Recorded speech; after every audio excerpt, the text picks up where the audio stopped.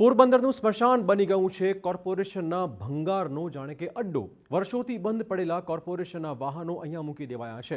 ધૂળ ખાતા વાહનોની હરાજી ન કરાતા સ્મશાનને ભંગારનો અડ્ડો બનાવી દેવાયું છે। ફાયર બ્રિગેડના વાહનો પણ અહીંયા જોવા મળી રહ્યા છે।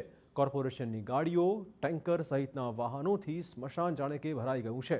સ્મશાનમાં ભરેલા ભંગારનો નિકાલ કરવામાં આવે તેવી સ્થાનિકોએ માંગણી કરી છે।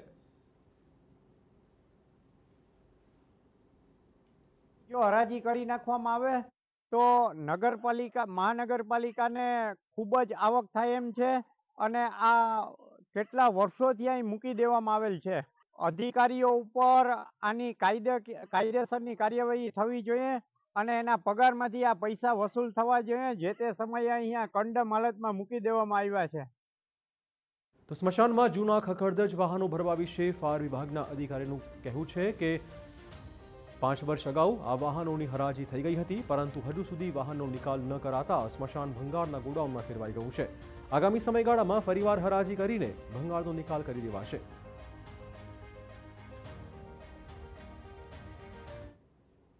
તે કેન્સલ થયેલી હોવાથી એ વાહનો અહીંયા જ હતા, પરંતુ અમારે અહીંયા સિમેન્ટનું કમ્પાઉન્ડ બનાવવાની કામગીરી ચાલુ 2025 આજુબાજુ ચાલુ થવાની હતી, જેથી અમે તે પરમિશન લઈ અને સ્મશાન ખાતે પાછળની બાજુ ખસેડેલા હતા અને ત્યારબાદ પાછી એક હરાજી થવાની છે, એની પ્રક્રિયા હાલ ચાલુ છે।